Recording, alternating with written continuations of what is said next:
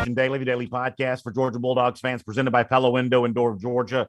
Sorry for the late start. I was joking with my buddy John Stinchcomb a moment ago. I'm very thankful to have things like this in my life because they help keep me humble.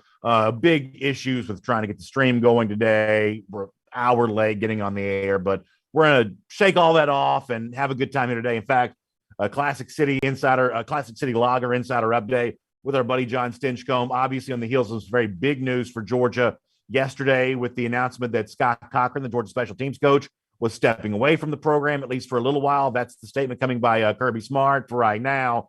John, thanks for being a part of the program. This seems like a good place for you and I to begin right here. What is your immediate reaction to hearing the news? Cochran, that's the situation the Georgia fans found themselves in yesterday.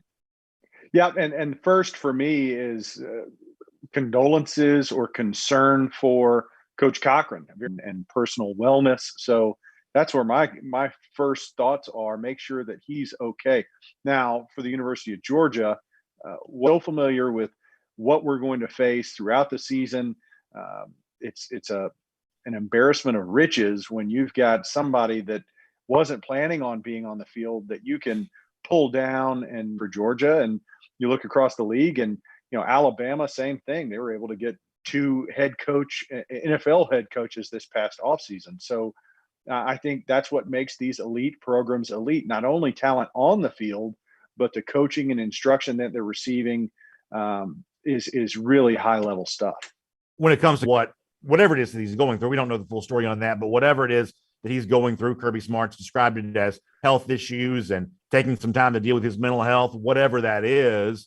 Certainly I think we wish him well. The team, when you played at Georgia, things were organized a little different than they are now. I don't believe y'all ever had a specific special teams coordinator. Mark was very famous for wanting to divvy up the special teams responsibilities across the coaching staff. And so, how much does the special teams coach even mean to the average Georgia player? And where I'm going with this is Cochran's absence. How much potential for distraction does that create for the Georgia roster right now? I think it could. I think it absolutely could lend itself to that opportunity to creep in where you have distractions, where you're not as focused. Now, there's staff that's already present in Georgia, look across the board, and there are guys that have that background and that pedigree of being special teams coaches, whether it was and Coach Smart said, we need this guy on our staff. I mean, he's great for the guys. He knows football. Was a linchpin in the Alabama years when Coach Smart was over there, and they found a role for him. I think it's one of those where you batten down, fully able to do that. It certainly seems to be capable on paper of picking up where Coach Cochran left off. But I think it's more what he brings outside of just being a special teams coordinator that might be missed, and you might feel those effects more so than just how they work the mechanism between a long snapper, the holder, and a kicker. Yeah, I heard a couple of people like Greg McElroy, the ESPN analyst, was talking about as a quarterback, this to him wouldn't be the same thing as obviously losing his offensive coordinator. I don't want to make light of the absence because I think Cochran himself is a pretty talented coach and a big impact. But he says, if it was my offensive coordinator, it'd be American honors there at Alabama. And he loves Scott Cochran as a strength coach. That was his relationship. And he talked about the way that Cochran was really the head coach of the offseason back when Mike was at Alabama. Once again, not to make light of the Cochran absence, but it almost seems like if Cochran was his old job strength coach at Georgia, the average player, at least to my understanding, might feel this loss a little bit more because as strength coach, especially coming off the summer, that the period of time we were just in, there's a lot more hands-on stuff going on, strength coach there. Once again, not to now than he would have been in his old role or other coaches are in their current role. Yeah, I think that every player will tell you they spend more time with their strength coach than any coach, including your position coach, because they're literally year-round. But if you're going to replace in that position, but the demands and all that goes into being offensive or defensive coordinator far exceed what the request is and the ask is of a special teams coordinator. And I think we have the staff that we've seen it in the past. Coach Rick constantly used to get the criticism because we didn't have a designated special teams coach. but we were able to divvy up those duties and the roles throughout the rest of the staff, and I would expect very similar to occur this year. And then on the individual part of this for a moment, and listen, and that's kind of all you really need to know. But what it reminds me of, John, is, and it seems like from my perspective on the outside looking in at you, you seem to have a good understanding of this. I try to have there's a way to kind of be fueled by that in a way that the gears grind. Boy, you worry sometimes about the way that the coaching grind in the SEC for someone like Cochran, who's trying to work his way up the coaching ranks. I think he has aspirations to one day be a head coach. For someone like Kirby Smart, who actually is a head coach, like he's made the top of his profession. But the work only begins because of head coach. Boy, we all love football so much, but we create this intensity around the game. And sometimes I think living in the epicenter of that intensity, the way these coaches do, boy, it's hard not to see the way in which, sometimes and really take stock of what truly matters and, maybe not run so far in the red when it comes to, what may be going on with their career as well. Running in the red is how a college coach lives. That's just the tempo and approach. Trying to keep their players eligible and staying on top and develop these young men, because there's so much more that goes on off the field than on the field, and it's nonstop. There's no off season for a kind of stress and strain and anxiety that those roles take, especially this time of year.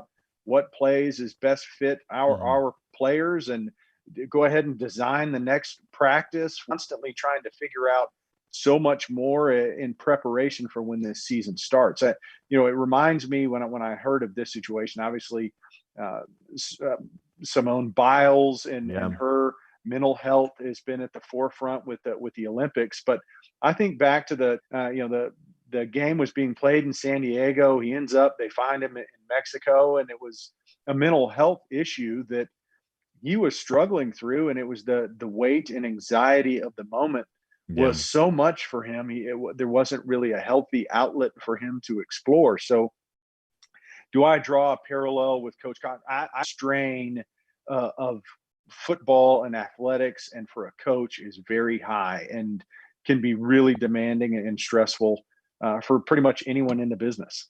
It's our Classic City Lager Insider Update with John. In Athens recently had a chance to be in their snow tire facility and was able to kick back, relax, enjoy a happy hour, and enjoy some Classic City Lager. But the good news is you don't have to be in Athens to get a taste of the Classic City. It's a lager-style beer, which means it's a lighter, it's actually made, and you can tell, though, get it delivered. Still, it has plenty of crisp flavor choice and a great option to go with whatever you have going. Good, cold beer. All right, let me transition to a different topic. Something like this. We don't know the severity of this. Some outlets saying only a couple of weeks. No one's saying it's going to be anything. Wouldn't be a fair thing to do. But I have noticed something in the reaction to the Erickson news. I fully appreciated how important I believe that Erickson is to this Georgia offense. John, I think it's pretty clear, even though Erickson's not been a full-time, that he's healthy. Sometimes when it comes to the stuff around the Georgia program, because Kirby Smart, the other coaches and players keep their cards so close to the vest, you're forced to do a lot of reading into what might be going on with the situation. But in this particular case, if you do read the clues that are out there, Erickson has been treated like one of this team's most important players. He's been tabbed as a vocal leader. Obviously, center is one of those positions that, causes the entire offensive line to gel together. I think there are a lot of Georgia fans that need to quickly get acquainted to just how important an Erickson injury would be, were it to be, something that sticks around for a little while here. In this particular case, you hope that's not what's going on. But make no mistake, Warren Erickson is one of Georgia's most important players, I believe.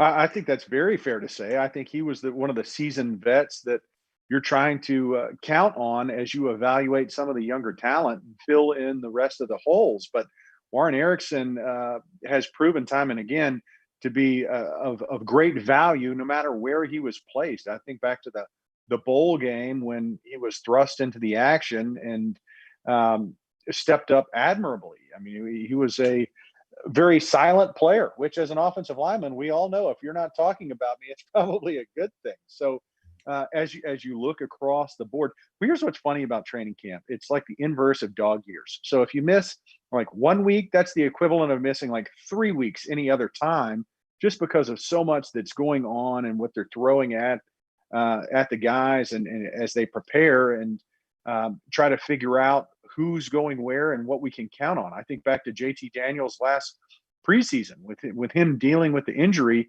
he wasn't quite ready. And so having missed those reps in training camp was a big factor in his ability to compete and carve out that role early on. With Warren's injury, we're not exactly sure what that is or what that looks like time wise, but it certainly will factor in, I think, less for his ability, but and more the ability of this offensive line to congeal and figure out who are those additional pieces that will be playing alongside him when the season comes. Yeah, John, I think that's absolutely right. I think that's very well said. I certainly appreciate you being a part of our Classic City Insider Update here today. Classic City Lager Insider Update. Let me make sure I said that correctly. I know this is not the typical format we do this in, but your insight just as good as ever. So really appreciate your time on all of that. And we'll look forward to obviously also getting a chance to speak to you very soon here as well. I always look forward to it, BA. Go Dogs. Good stuff there from John Stinchcomb. It's our Classic City Lager Insider Update with him as he breaks down everything with situation with Scott Cochran and obviously what we don't know about Warren Erickson, but we do know related to just how important all that's going to be. So if you're just joining us and you're wondering why we're an hour late, we've had awful issues when it comes to streaming today. Honestly, I can't even talk about it. It's just so frustrating. But what I'm going to try to do is be a pro. I'm going to try to, buckle my chin strap here and still deliver a good show for you. So what do you say we kind of get into that right now? And I want to start on the heels of what John was just talking about a moment ago. I want to start by looking at what, has gone on over the course of the last 24 hours with Scott Cochran, the statement from Kirby Smart on, Cochran stepping away, as Smart had described, to kind of focus on his mental health here for a moment, dealing with what Smart has called some health issues, and the very quick reporting that comes on the heels of that. Of course, The Athletic was the first on this, but there's been other reporting since then that Will Muschamp going to step in there and become the on-field replacement for Scott Cochran, at least for now. How long this lasts, obviously, that's still very much up in the air, as a lot of health situations can sometimes be, mental health situations included. Sometimes this kind of stuff is open-ended. This will be another example of that. But, there is the on-field part of this. There's the off-field part of this as it relates to Cochran. And I'm going to try to touch on both of these here for coming up over the course of the couple of minutes. What I do think is really interesting this morning, I wanted to kind of try to find out what some folks outside the bubble of DawgNation were saying about this. So I tuned into WJOX. It's a radio station in Birmingham, Alabama, sports radio station there. And I tuned in specifically because their morning show is hosted by a couple of analysts. You've got Cole Kubelik, who works in the SEC network, Greg McElroy, one-time SEC network guy who for the most part now you see mostly on ESPN. And I knew at some point in time they'd kind of kick this around a little bit. And when they did get into the discussion on the Cochran situation, I thought that Greg McElroy had some very interesting things to say. First of all, Cole Kubelik, the former Auburn player, SEC network analyst, kind of started the conversation by saying that if he was a player in a team like this, or if he was a Georgia fan, or if he was just paying attention to the situation, that he would be concerned about the potential for distraction. We're close to the start of the season. Georgia obviously has a big opening season week 1 game against Clemson. Here we are with practice just beginning. And now one of your 10 assistant coaches, one of your on-field coaches, is not going to be there. We know that special teams for Georgia last year was very successful. In fact, the best teams in the Kirby Smart era have been quite good on special teams. That's been one of the reasons why that success has been able to come. And what Cole said was, okay, now one of the coaches is not there. You think about the way that Nick Saban runs his program. Obviously, any distraction has to be stamped out really quickly. That this situation, Cochran not being at Georgia, also has the potential to be a distraction. And you may agree with that, you may not. I think it's a fair point to bring up. But it is interesting here that Greg McElroy, who played at Alabama, played for Nick Saban, obviously you presume knows Scott Cochran pretty well there as well, that McElroy, in looking at the situation with what's going on with Cochran being gone from Georgia, actually makes a case that maybe, as far as the on-field part of this, maybe the distraction of Cochran not being at Georgia practice right now might not be as significant as some would assume. I think this is a very interesting take from Greg McElroy. It's from this Monday morning on WJOX there in Birmingham. Let me let you hear a little bit of a taste of McElroy talking about Cochran not being here. Take a listen to this right now. I wouldn't say it's going to have an impact negatively on the program. Maybe I guess I just live in such a focused mindset. Like, I'm not going to sit there and say, oh, man, where's our special teams coach? Granted, I was a quarterback. I didn't think about things like that. I was worried exclusively about my relationship with the guys I was sharing the huddle with and my OC. If my OC was gone, then, yeah, I might notice there being a little bit of a void when you take to practice. But when you're doing special teams, kind of all hands on deck. Like all the coaches are coaching their little specific whatever their role is within special teams, they're kind of coaching that up. So I don't feel like that's going to be some huge absence, especially knowing who's taking the void of Scott Cochran. So I don't think this could have a negative effect on Georgia whatsoever. They have a veteran group that should be able to weather the storm and not allow it to affect them very much. So I'm going to try to keep a lot of kind of plates in the air during this discussion, because the one thing I don't want to lose sight of is how not being a part of football potentially impacts Cochran individually. And I do think that's really important. I want to do that here coming up in a couple of moments. But this is also a football show. We talk about a football team, and there's naturally going to be a lot of curiosity among Georgia fans of what does Cochran not being in practice do to impact the team that I love? And you hear Greg McElroy right there saying maybe it doesn't do quite so much because, in the early days of Mark Richt, there were, lots of guys that were working to help special teams. We've seen special teams be divvied up amongst, a lot of, hands in coaching. It's not always a special teams coordinator who's tasked with getting that near the bottom of the country, almost, 90 something in the country in terms of the overall special teams efficiency.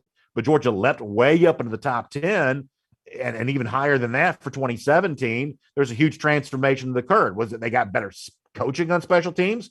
Maybe they did, maybe they didn't. But I think the thing that you really zeroed in on there in the transformation from 2016, 2017 was the fact that Georgia had better players playing on special teams.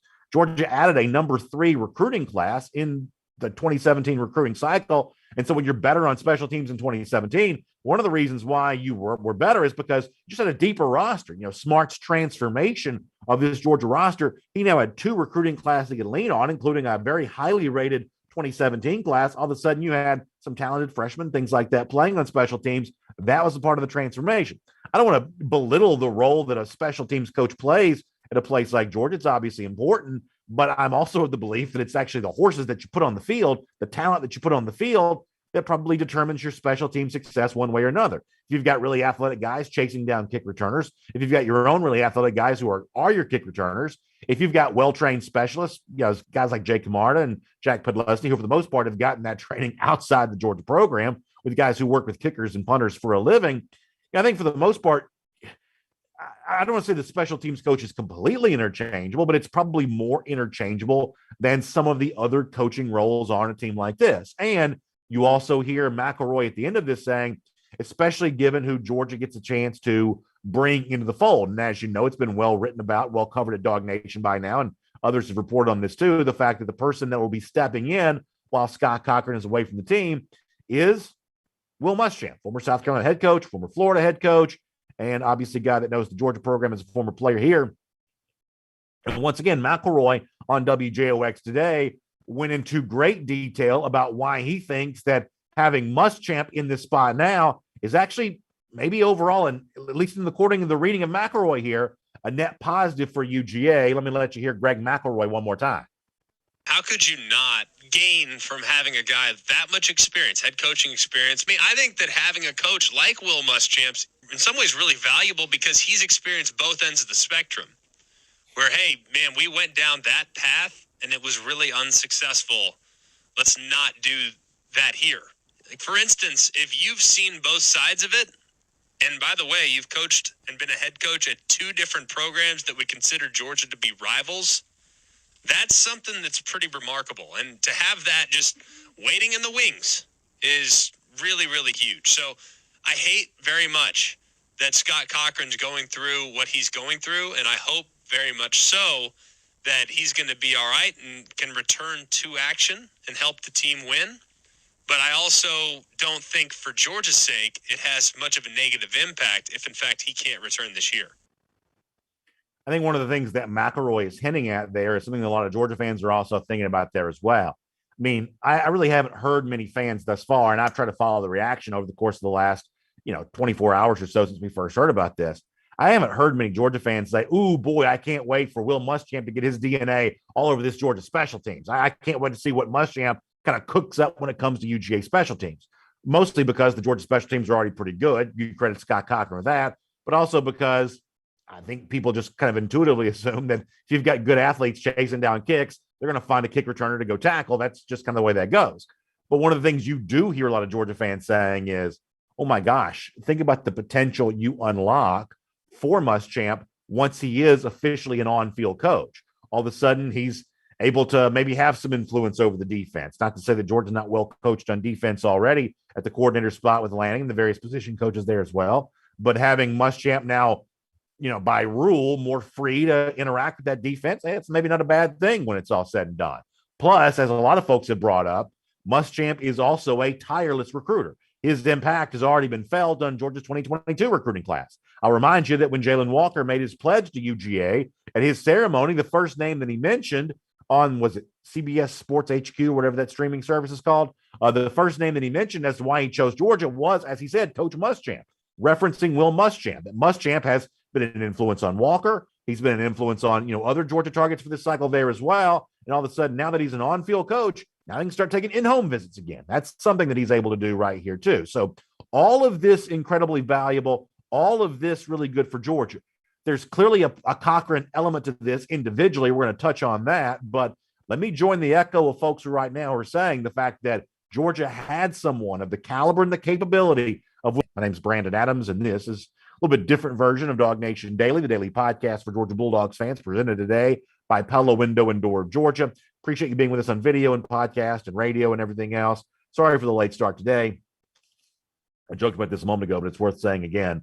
I'm just really thankful that I have these kinds of difficulties, these kinds of challenges in my life, because it helps keep me humble, helps keep me from getting too much of a big head, and know that each and every day I just need everything to fall in the right place, seemingly just to even get the show in the air. But nonetheless, we're happy to be able to do everything that we're doing. Thank you for being here there as well. And it is so much fun to be able to narrate the experience of being a Georgia fan and following the excitement about the start of the upcoming season. It's certainly a great thing to know that you stop by and allow us to have that conversation with you.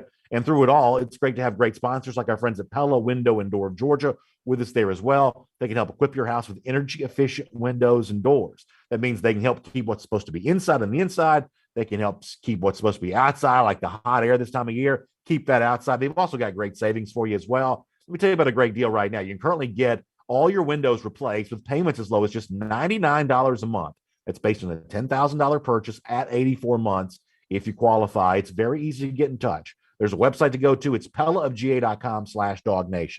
Let me give it to you again. Pella of GA is viewed to be the best. All right. So if you're listening on video, watching on video, you've already seen the John Stinchcomb interview. We did that a little earlier for our podcast and radio folks. We're going to put this back in order and going to give you a chance to hear that the way that you want to. Really good stuff for radio podcasts coming up with John Stinchcomb in just a little bit. There's also some big SEC news I want to try to get to before the day is done there as well. But for now, I want to keep the conversation we were just having going. I want to go around the doghouse. You're assisted by our friends at AAA here today.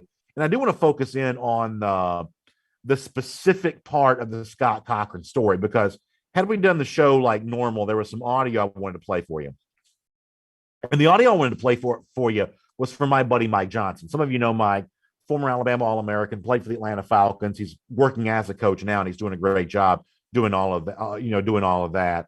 Mike, just a terrific voice around the sport of football, understands the sport of football very well. And when Georgia first hired Scott Cochran as special teams coach, I actually had Mike back here on our program, and I asked Mike about Cochran. And one of the things that a lot of the Alabama players like Mike will tell you is they love Scott Cochran, love him.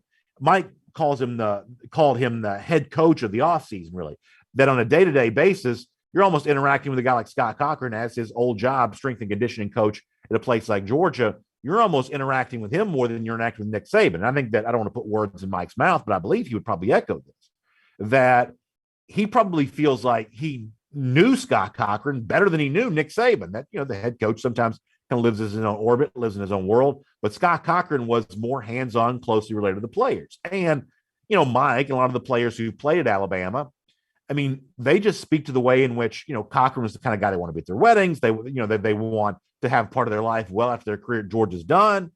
And the place that I'm going with this is that these are the kinds of guys that we need in coaching. These are the kinds of guys that we need to be impacting the lives of the players who are coming through college football.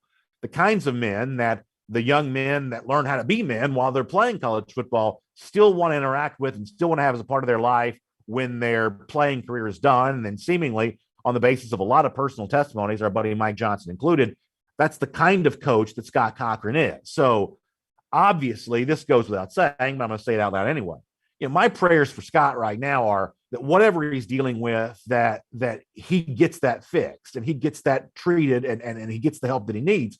And hopefully through all of this, he gains the clarity of just how important he is to so many people. I mean, as I said before, I have brought former players of his onto the show, and I could bring on a whole bunch more because I can tell you a lot of them by name who absolutely will attest to the role that Cochran's played in their lives. So, I hope that one day Scott's able to see the value that he brings to so many of the players that he's trained and worked with. And I'm sure many of the players who've been around him in Georgia would say much the same thing. And, I get into this with Mike a little bit during our interview today, but, I also have those concerns. And listen, I think as men, maybe women too, I can't speak to that, but as men, we take so much pride in our careers. We want our jobs to go well. We want to feel like we're good at our jobs.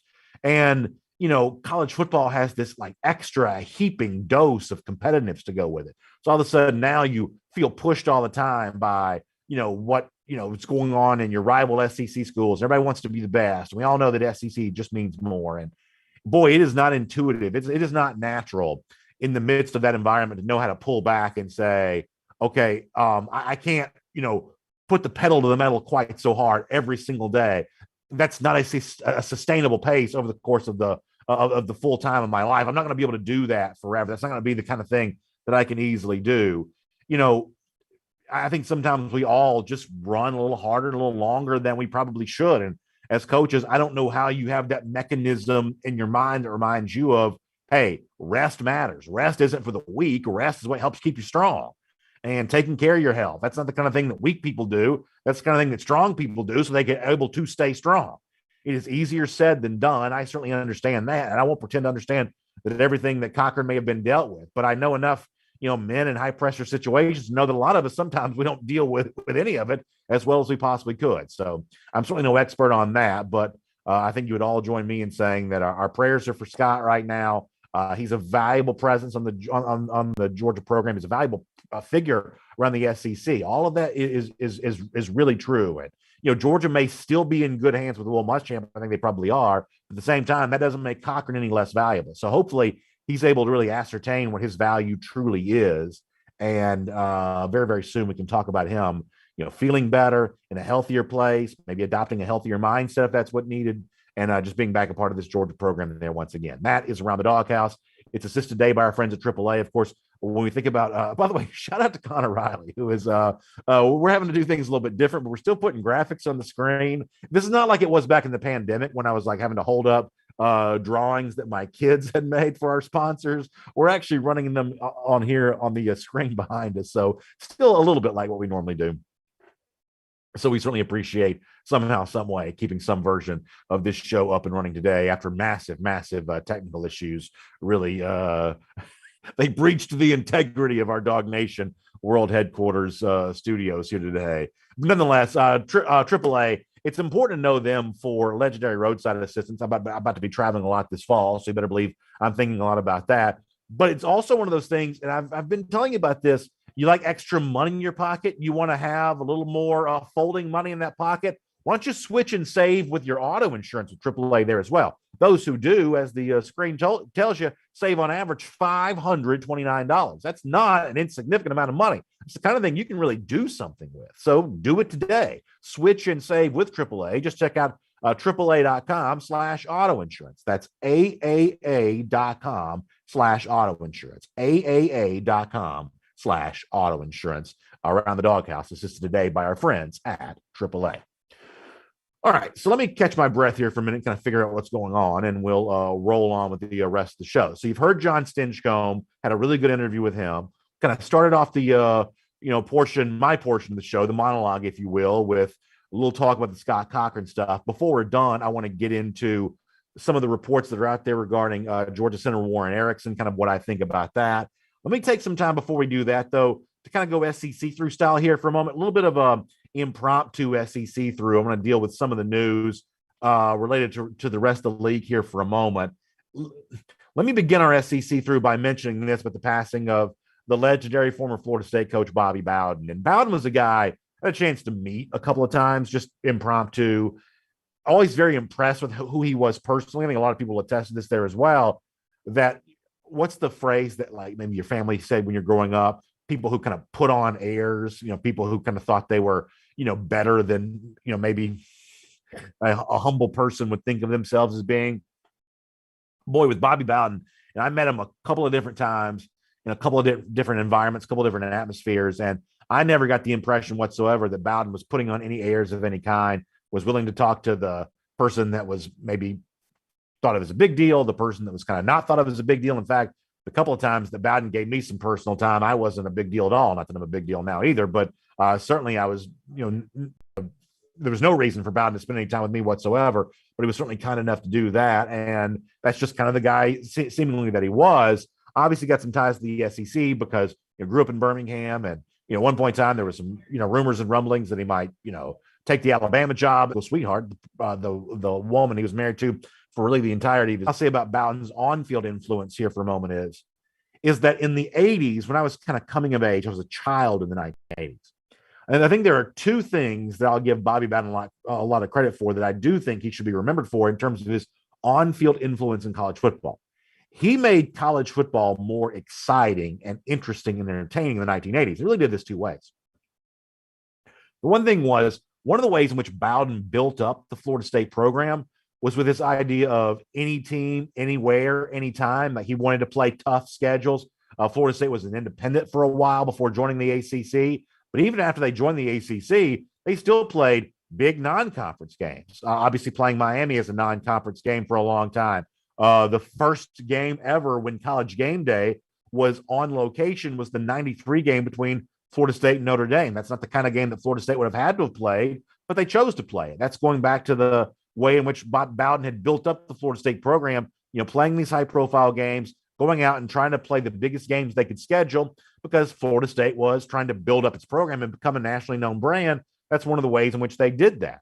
If Bowden had been playing those games back then, we would have just had far fewer games between teams from different regions of the country. That just wasn't happening very much. Most coaches did not have a any team, any place, any time type of mentality. They just didn't want to do that. The college football system was sort of set up to protect regional dominance, right? It's like, the SEC champ goes to Sugar Bowl, beats the number 3 team from some other conference, and it's one finger in the air saying we're number 1.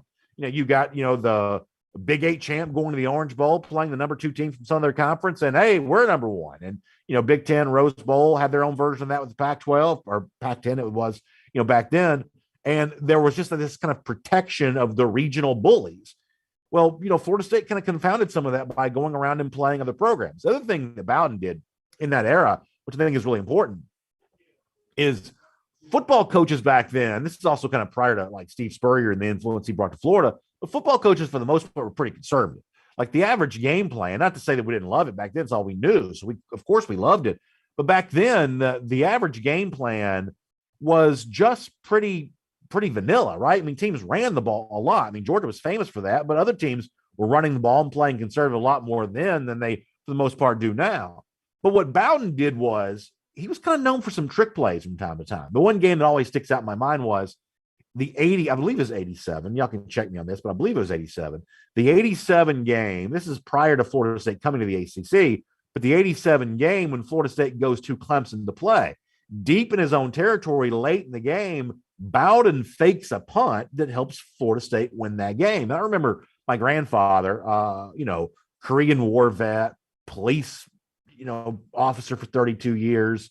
This is a guy, kind of if you didn't know him, this is a very gruff guy, not the kind of guy that was prone to a lot of emotion whatsoever. But I remember seeing him at his house. We were watching that game together. I remember seeing him basically like jump up out of his chair when Bobby Bowden had the guts to fake a punt that deep in his own territory, that late in the game, on the road, in such a big environment. Like, I believe the game was at Death Valley. Sometimes the memory fails after all these years, but I believe that was true. But after all of that, that is, the kind of decision that Bowden was able to make. And as I said before, Bowden, I think, was responsible for help kind of ushering in a more entertaining brand of college football that a lot of us enjoyed, 90s into the 2000s, obviously what we see today. But a lot of what Bowden did there at Florida State was the precursor to that. He was also obviously a giant of a figure off the field there as well. But certainly an unbelievable football legacy. And certainly here on DawgNation Daily, presented by Pella Windows in Durham, Georgia, we want to do our part to honor him here today. There is some news coming out of the Alabama program. And I guess, if you're a Georgia fan, you sort of feel like the start of practice every single year seems to bring bad news for Georgia and maybe nobody else. This may be an example of other teams going to deal with their stuff from time to time there as well. Couple of significant absences from the Alabama program at the moment. First of all, Jaleel Billingsley, the tight end. And if you've read a lot of the stuff coming out of Tuscaloosa over the course of the offseason, you have heard Billingsley's name mentioned a lot. Alabama's the same program that had O.J. Howard and, some really pretty talented tight ends as of late. Billingsley was supposed to be a guy now that Devontae Smith isn't there anymore and Jalen Waddle, who was hurt last year, but still not there anymore. There's a little bit of a reconfiguration of the hierarchy of pass catchers at Alabama, and people expect big things from guys like Ajayi Hall and obviously John Mechie is probably going to be the Alabama leading receiver this year. But Billingsley's one of those guys that there's some folks in Tuscaloosa who've said, hey, he may get targeted a decent amount here this upcoming season, and he could be on that short list of potential breakout players in the SEC. And maybe that still happens. But for now, for undisclosed reasons, Billingsley's not practicing for Alabama. So given the hype and the buzz that Billingsley has generated or has been generated around Billingsley during the offseason, this is probably worth a story worth following. And then there's also Alabama defensive lineman LeBrian Ray, who is dealing with what's being called a significant groin injury. Now, Ray has dealt with a lot of health issues since being in Alabama, and he's I would say on paper, one of the very best, defensive players on this Crimson Tide roster. For now, though, it looks like he's dealing with a pretty significant injury. This would be a pretty big setback for Alabama, and ironically, they won't have Scott Cochran to blame this on. I think one of the most distasteful things that Nick Saban has done at Alabama the last couple of years is kind of, put this whisper campaign out there that every injury that Alabama's dealt with has been the fault of Scott Cochran. Well, here we see another high-profile injury that can't be blamed on Cochran, and it'll be interesting to see how Saban chooses to spin that. But the way in which the propaganda has emanated from Alabama related to the string of injuries they dealt with a couple of years ago is just odd. And I think that Saban himself has contributed to it in a way that I don't think is very professional. But nonetheless, another injury to deal with here to one of the big names on the Alabama defensive roster, LeBrian Ray, will follow that. I'll also briefly mention that Demetrius Robertson, now wide receiver at Auburn, spoke out to, I think it was the 24/7 site. I apologize for not giving appropriate credit on this, but I believe it was to the 24/7 site on the fact that he's still, I guess, waiting to get fully cleared for Auburn right now, that he was going through a physical. And as of this weekend, I don't believe he had practiced with Auburn yet. That may have changed by now. But as of this weekend, I think he was still waiting on some medical stuff. And at one point in time, Brian Harsin also alluded to some academic stuff that was trying to get cleared up there. So still kind of waiting to get all of that figured out. Obviously, we know, we've said before that, Auburn needs wide receiver help. And Robertson obviously goes to a place like that because he wants to have a big season, what's going to be his final year of college football. You wonder, if that's going to occur, obviously he needs to be out there practicing sooner rather than later. But as of this weekend, I guess they were still trying to get all of that cleared up and ready to go. So keep your eye on when D-Rob finally makes his practice debut for Auburn.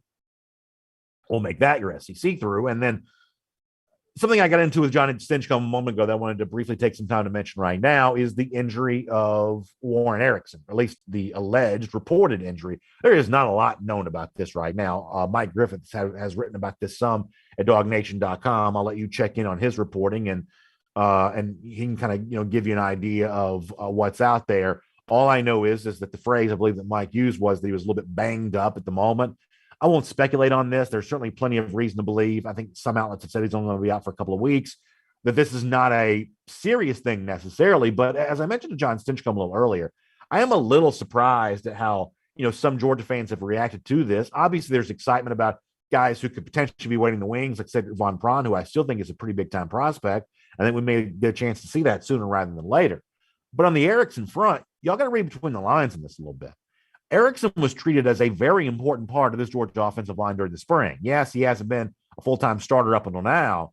But I would think that he was fairly well considered a bedrock of this offensive line during spring practice. And as far as like a young guy waiting in the wings, I think if SVP was a little closer to being that right now, which is not to say that he's behind schedule or anything like that, but certainly the buzz generated by, say, a guy like, say, Tate Ratledge right now is a lot different than the buzz we've heard generated by a guy like Cedric Von Prawn.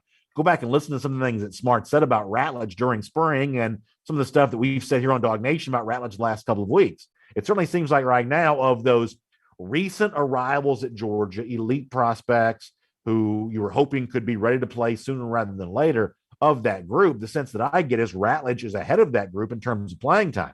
But SVP might not quite be at that same level, just at the threshold of now being starter ready and ready to go at whatever position. That Erickson's that guy. There are a lot of gamblers who look for teams that don't have healthy centers, and that's a team they look to sometimes bet against. Center's a very important position in college football, and I think that Georgia feels like it's in good hands with Warren Erickson. So, appreciate what you have in him and understand the fact that if he's hurt, that's a big deal for Georgia. Hopefully the reports that are out there that it isn't too serious, hopefully they end up being the absolute truth here, and that maybe Georgia can lean on him as an offensive lineman that causes the rest of that group to kind of gel together. So we certainly wish Erickson well as he tries to apparently recover from what might be a little bit of a minor injury there. We'll wrap things up. We'll get back to our golden shoe tomorrow. Of course, we'll look forward to doing that. Also remind you, Gator Hater Countdown, 82 days from now, Dogs get a win against Florida. Hopefully we'll have our streaming issues fixed long before then. But 82 days from now, we think the Dogs get a win against those lousy, stinking Gators. Y'all, thanks for being here for DawgNation Daily, presented by Pella Window and Door of Georgia. I look forward to seeing all of you back here again tomorrow. And on video, we'll do this on the podcast there as well. R.S. Andrews Podcast Cool Down. Let me check in for just a couple of minutes of comments. We'll take a few of those, and then we'll get out of here today. Y'all, I hate like nothing else that we were, technical issues, things like that. I can't stand not being able to bring the show the way that we normally do. But nonetheless, we appreciate you being here and being patient with us and just showing up when we finally show up. So I appreciate that. Let's see if I can get you on Facebook over here. We'll take a few comments, and hopefully everybody's doing really well. Jermaine King says, good job. Appreciate that. Bill Sanders gives you an and on video. Moose Tame says he hates a lot of people. Hopefully not me. Let's see what else. Brett Ogilvy says that they play different positions. You can't compare them. I don't know. I don't know if he's talking about. I don't know. I'm not sure if he's talking about SVP and Erickson there or what. Maybe you mean Tate Ratledge. All I mean by that is sometimes you got to read between the lines. That when it comes to young elite recruits in the Georgia roster, as of now, Ratledge is just generating more buzz. That if a guy was really about to break through and earn the starting job, you'd just be hearing more buzz. Doesn't mean that SVP won't go down as one of the great centers there at Georgia, but there are a lot of folks I saw online the last 24 hours who are like, well, that's all right. Next man up, SVP's going to be just as good, if not better. That to me is a total misread of the situation. Total misread. SVP may be a great center, but it was never in doubt, seemingly never questioned whatsoever, that Warren Erickson was this team's starting center during spring practice. I can't tell you how hurt or not Erickson is. I won't even pretend to speculate about that. I'm going to let people vouch for their own reporting on that. That's not my thing whatsoever. All I can tell you is I thought the reaction to the Erickson news misunderstood the scenario just a little bit. Darius Brown wants Nick Williams as special teams coach. I think the bridges may be burned with Georgia Nick Williams as of now. Maybe not, but it certainly seems like that way for the moment. But interesting name to bring up in light of all of this. Let's see what else. Tim Tatum says, blink twice. You've been invaded by Gators fans trying to sabotage the show. We got your back. Yeah, listen, I wouldn't put it past Dan Mullen. He's had a couple of high-profile recruiting losses as of late. Would not put it past him at all to have his minions out here trying to sabotage what we're trying to do and prevent folks from finding out about the running back who recently chose Utah and the offensive lineman who recently chose UCF. Florida not exactly, winning very many recruiting battles against, relatively low-level competition. And frankly, I'm sure in that particular case, maybe Dan Mullen doesn't want anybody know anything about that. You may very well be right. Kathy Aquavia Green mentioning Clay Webb.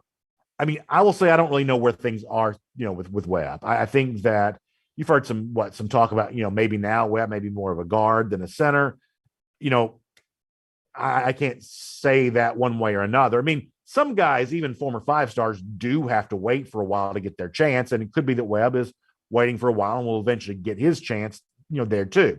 It's also true that, I mean, when you bring in an SVP, he was like a top 50 recruit in his own right. I mean, he wasn't a 5-star, but he almost could have been.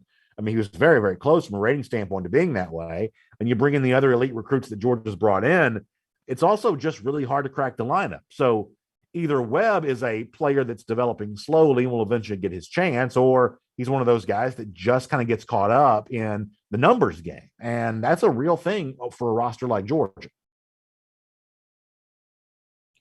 Let me go over to YouTube here for a moment.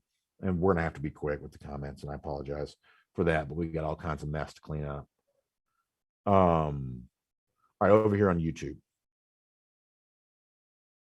Jim McLaughlin says that Mullen's not smart enough to sabotage anything electric. That actually might be true.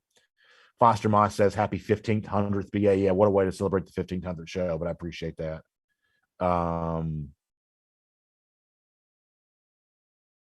DMart42 says, what actually happened with the tech? So we have about 47 different computers on the other side of the glass over here, right over there, on the other side of that glass over there. We have about 47 different computers that stream to the various platforms. I say this a lot, and this is not a consolation because people don't care about the delivery. They just want to see the baby. But it is not easy to be on DawgNation.com, Twitter, Facebook, what's it called? Twitch, YouTube. Like, to do all that simultaneously is not super easy necessarily. And then also deliver what we deliver from a, viewer experience. So just to be fair for a moment, that's a lot of platforms to be on. And our way of doing that is like 86 different computers back there. And somehow the, what is it all the other businesses are saying these days? We had a supply chain interruption. We had a supply chain interruption in terms of getting what's happening in the studio to all those various computers. So that's basically about how that worked out. So there you go. But hopefully it'll get fixed. All right, let's see what else is going on. Oh, look at that. That's a nice graphic on the screen for the 1500 show. I really appreciate that. That's really nice. Connor, thanks for doing that. And Michael Carvel, I'm sure maybe if I am that too. Thank you so much. That's really, really nice to be able to see. Jay Shipes invites me to his basement to record maybe one of these days. Frank Patterson, funny line there. Foster Moss says, after the Bulldogs stomp the Gators, I got to do the Dan Mullen dance. Yeah, I may very well do that. I may very well do just that.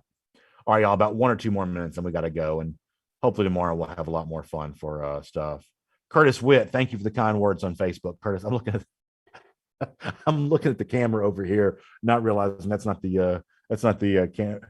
So it's funny. It's like I still see the camera, I still see the monitor, and I'm over here doing like my normal thing, like we're doing the show, but it's actually right here that I need to be looking. Curtis, I really appreciate that. Thank you very much for those kind words. It's very nice of you to say. It really does mean a lot to me. Lucy Bowers Borkin says I should do a 1500th afternoon show to celebrate. Yeah, maybe so. All right, let's see what else. Jay Shibe says it feels like getting rained on during the wedding. Yeah, I mean, honestly, I had big plans for the day. Wore a clean shirt. I was looking forward to 1500. And sometimes DMar42 says it's still a milestone to celebrate, and it is. Listen, I'm very thankful for it. I mean, when you think about like, humble beginnings and things like that, it's just really fun to be able to come in here and do this each and every day. It just really is. It's something that I get as frustrated as anybody when things don't go well. I just do. It's just human nature. But boy, beats anything else I've ever done in my life. And I'm in my 40s. I've had ups and downs and professional success and professional setbacks, and gosh knows I know what it feels like to just be stressed out to the max about what you're doing with your life sometimes. But I am so grateful to be able to step in here and do this show each and every day. It just means the world to me, and I would not be able to do it. I mean, listen, I thank sponsors all the time, but the truth is, if y'all didn't show up and allow me to have this conversation with you, the sponsors wouldn't want anything to do with it. So ultimately, my biggest thanks is to all of you who who have just chosen to make this a part of your fan experience as a UGA fan. And you got a lot of options. I certainly understand that. And so the fact that you keep coming back to us is not something I ever want to take for granted. It's really not. So hope all of you have a great day. Hopefully tomorrow at 10 a.m. we'll be able to see you. We've got some fun and surprises coming for our show soon. We're growing. We're going to do some new stuff. And I think it's going to be some of the best stuff we've ever done. So let me wait and tell you about that as we get a little closer to it. But thanks for being here for RS Andrews Cool Down and DawgNation Daily, presented by Pella Window and Door. Y'all check out RS Andrews online. Air conditioning, heating, plumbing, electric. They'll get your system tuned back up to factory fresh specs. That AC unit, they'll get a little bit more life out of it. That's a really good thing. Darius also going to be with us for DawgNation Invasion. Can't wait for that. And we get Go with the Flow with RS Andrews coming back really soon there too. So all of it's on the way. rsandrews.com. Y'all check them out. We'll see you back here tomorrow. DawgNation Daily, presented by Pella Window and Door of Georgia. We'll talk to you then, everybody.